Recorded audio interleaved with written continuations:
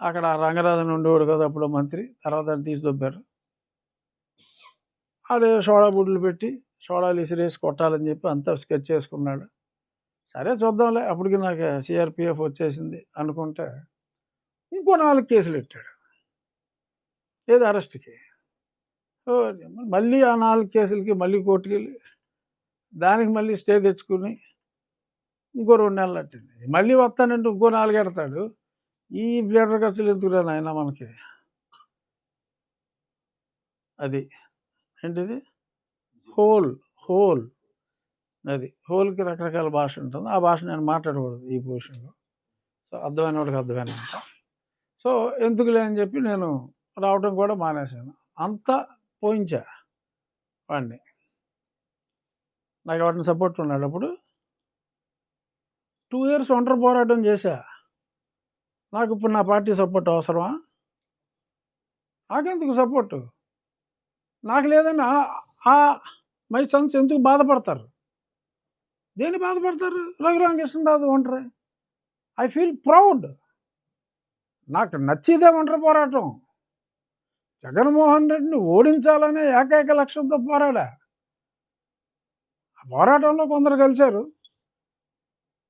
Okay, నేను రాజ్యాంగబద్ధ పదవిలో ఉన్నా, పదవుల్లో వాళ్ళు ఉన్నారు, ఫైన్. నాకు కావాల్సింది గౌరవం. నా గౌరవం ఇచ్చే పదవిలో నేనున్నా. No regrets for me. అధికారం కావాల్సిన వాళ్ళు అధికారంలో ఉన్నారు, గౌరవం కావాల్సిన వాళ్ళు గౌరవమైన పదవుల్లో ఉన్నారు. నేను సంతోషంగా ఉన్నా. నాకే పార్టీ సహాయం అవసరం లేదు. ఎందుకు? తప్పు చేస్తే ఏమంటే హెల్ప్ చేయండి అని అడగాలి. కాబట్టి ఏ తప్పు చేశాను? నేను హ్యాపీగా ఉన్నాను, తప్పు చేయలేదు కాబట్టి.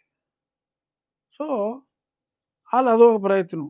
అంటే ఏది, నాకు ఏదో పార్టీ లీడర్షిప్కి గ్యాప్ క్రియేట్ చేయాలని. అరే నాకు నచ్చిన పదవిలో నేనున్నా, నాకు నచ్చంత సానుభూతి. సో కాబట్టి సంతోషంగా ఉన్నాను నేను. మళ్ళీ ఆ ఉన్నమాద మీద పోరాటం నాకు ఎవరి సహాయం అవసరం లేకుండా నేను చేసుకుంటున్నానండి. నన్ను హింసించారు అని చెప్పి ఎన్ని మీటింగుల్లో ఎంతమంది మాట్లాడారు? అదొక ఎలక్షన్ అంశం అన్న సంగతి మీకు తెలుసు కదా. 1.5 సంవత్సరం అయింది ముందుకెళ్ళిందా కేసు. అయినా నేను బాధపడలేదు కదా, పోరాడుతున్నా. ఇగోరా సాక్ష్యాధారాలు, ఇన్ని ఎవిడెన్స్లు వచ్చిన తర్వాత కూడా ఇంకా మీరు చక్కబాజం చేస్తా కూర్చుంటారా అని అడుగుతున్నా. అంతే తప్ప నేను ఎవరి దగ్గరికి వెళ్ళి దీనంగా బతిమాలలేదా. ఎందుకంటే పోరాటం నా సహజ లక్షణం. కొడుపుంజుకోను. అది సంక్రాంతి పందుంగోడిలాగా పారిపోదు కదా. పందుంగోడి పోరాడుతుంది, అసలు దాన్ని చంపుద్ది లేకపోతే చస్తుంది. చావుకి ఎదిరించే నేను జగన్మోహన్ రెడ్డితో పోరాడా. దాక్కున్న వాళ్ళు దాక్కున్నారు, అది వేరే విషయం. సో నాకు ఎవరి సానుభూతి అవసరం లేదు. ఎందుకంటే నేను ఆశించలేదు కాబట్టి. ఇంకా హర్ట్ అవుతా ఎవడన్నా సానుభూతి చూపెడితే. నాకు అవసరం లేదు. నేను పెట్టిన కేసు సాక్ష్యాలు ఉన్నాయి. వీలైనంత త్వరగా న్యాయం చేస్తే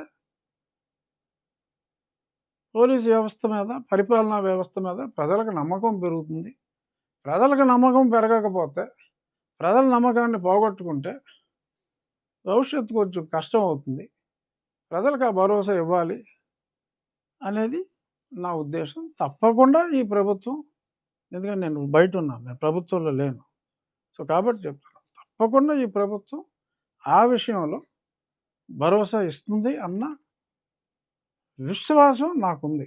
పోలీసు ఉన్నతాధికారి ప్రత్యక్షంగా మీడియా ఆయన వీడియో రిలీజ్ చేస్తున్నారు. మరి దాన్ని ఇప్పటి వరకు ప్రభుత్వం అలా రిలీజ్ చేయకూడదని ఆర్డర్ ఇవ్వకుండా సామెతలు ఊరికే రావమ్మా. ఇప్పుడు చాలా మాట్లాడారు, అందరికీ తెలిసినయే. సామెతలు ఊరికే రావు. ఏ సామెత ఎవరన్నా చెప్పగలరా? పిల్లి గుడ్డిదైతే ఊహించుకోవా, నువ్వు ఎత్తు చూపెట్టాలటి.